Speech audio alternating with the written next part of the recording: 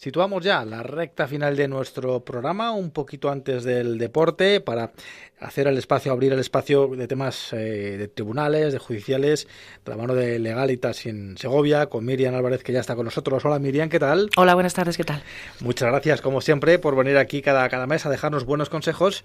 Hemos hablado un poco de las reivindicaciones, de las peticiones sobre el temporal, hemos hablado de las cláusulas suelo, hemos hablado de muchos temas generales, pero hoy vamos a hacer quizá una aproximación todavía más genérica y de un montón de dudas que seguramente la gente tiene en la cabeza, Miriam, cuando dice: bueno, tengo una reclamación, tengo algo que hacer, necesito abogado, no necesito abogado, ¿qué ocurre? Cuando vemos las noticias de tribunales en la televisión, muchas preguntas que se nos acumulan y hemos dicho, bueno, pues a ver si podemos tratar todas esas hoy, ¿te parece? Muy bien, sí. Por ejemplo, efectivamente, ¿cuándo necesitamos abogado, procurador? ¿Cuál es la diferencia de cada uno? ¿Cuál sería un poco esa primera aproximación? Bueno, pues en primer lugar, quizá la distinción entre los profesionales, las figuras del procurador y el abogado. Son dos profesionales independientes, pero que la ley exige, con algunas excepciones, pero de manera general, su intervención en un juicio cuando estamos defendiendo pues a un particular, a una empresa, en todo tipo de jurisdicciones, como vamos a explicar ahora. El procurador tiene básicamente la función de representar al ciudadano que litiga o a la empresa que litiga. Eso quiere decir que es el enlace, se puede decir de alguna manera, el enlace entre el tribunal y el cliente, el ciudadano. Así recibe notificaciones en su nombre y otras funciones. Pero sobre todo, principalmente, sustentar la representación legal. Es decir, el procurador, su presencia en juicio es como si estuviera la persona ante el juez. El abogado, bueno, pues quizás es una figura, digamos, más conocida y su contenido está más, más tomado en conciencia por la sociedad.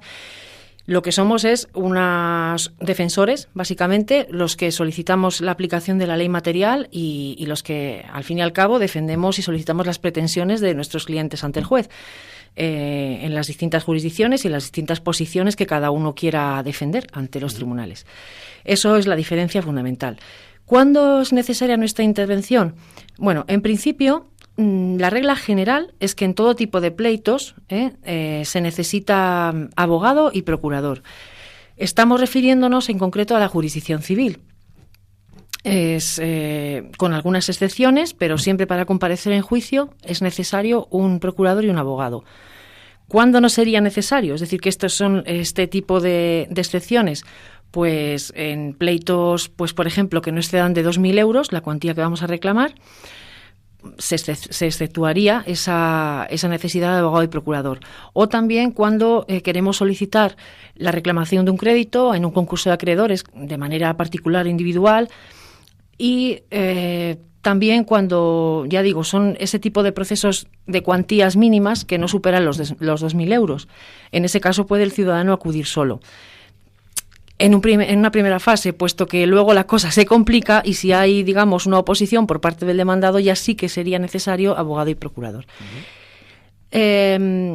Otro tipo de excepción sería cuando nosotros, pues en un procedimiento de divorcio, se quieren solicitar unas medidas previas, es decir, unas medidas urgentes ante la situación de crisis matrimonial, pues regular esa provisionalidad de alguna manera, y podemos solicitar al juzgado que se adopten esas medidas de manera individual sin estos profesionales, pero eso es en un primer estado, como decimos, porque luego en fases posteriores sí que es necesaria su intervención. Entonces, lo que podemos decir en general es que al final es necesario en todo tipo de procesos de la jurisdicción civil.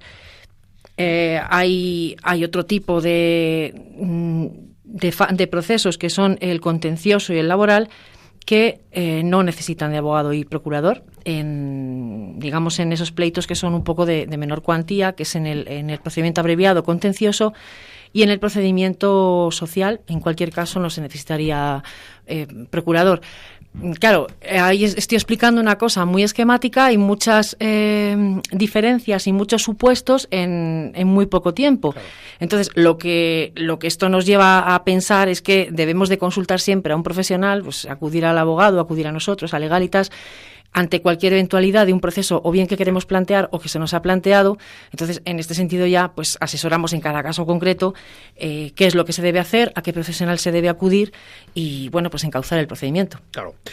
Seguramente nos dé para 2 programas estos temas de hoy, ¿verdad? Porque son muy interesantes, y quien más, quien menos, pues igual, seguramente en su vida, pues tiene que en algún momento pues meterse en algún proceso judicial, y seguro que, por ejemplo, le van a decir, hay que firmar o hay que dar un poder.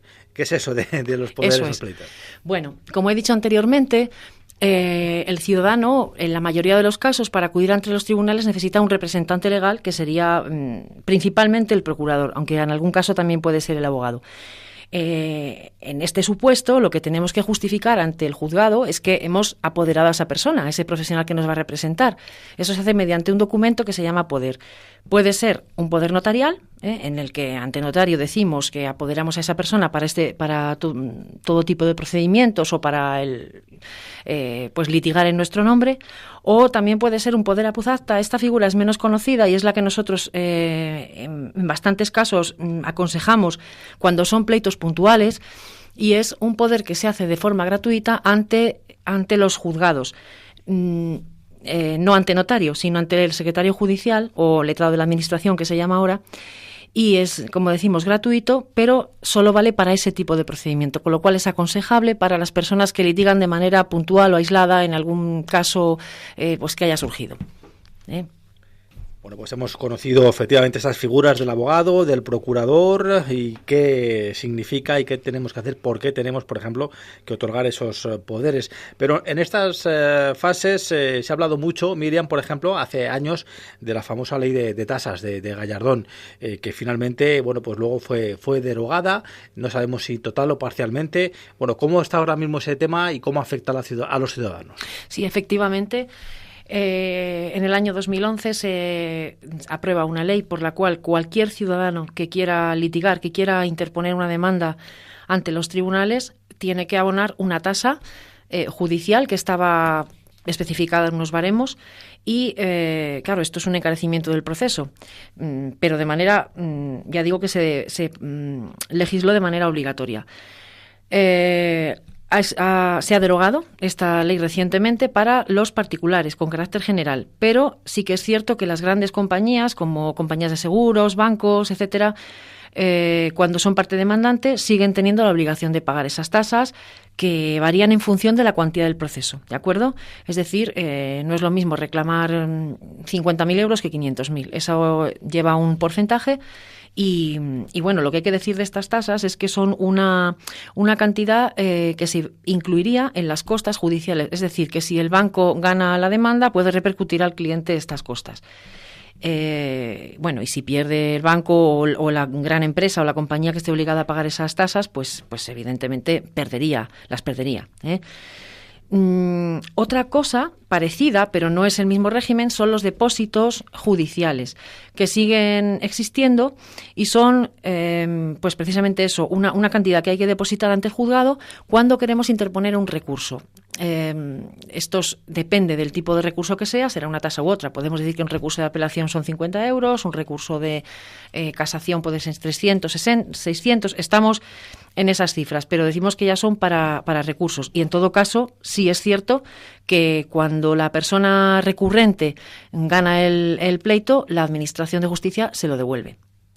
O sea que así estamos ahora en cuanto a tasas, depósitos y demás. No es obligatorio con carácter general las tasas para el ciudadano, solamente cuando hay empresas que facturan más de una determinada cantidad.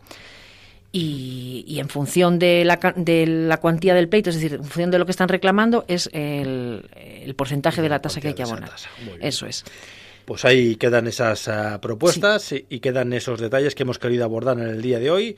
No sé si nos dejamos algo más, Miriam, o ya nos citamos para el último ya, del mes de junio. Citaríamos para el último, la última parte de este periodo.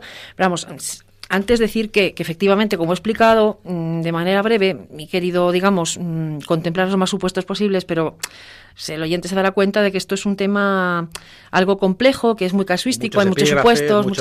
Claro, entonces lo que se aconseja siempre es, bueno, pues cuando se va a un profesional porque se necesita una apoyo, asistencia jurídica, todo esto nosotros lo explicamos al cliente, es decir, se especifica bien, pues cuando se hace la hoja de encargo y cuando se hace el planteamiento del pleito, todo esto ya se explica de manera pues que se pueda entender bien, porque ciertamente es algo complejo, pero nosotros tenemos el compromiso de explicar todos estos aspectos para que no haya dudas. Pues seguro que lo van a poder encontrar efectivamente esa claridad y bueno, pues el orientar a cada caso en cada particular.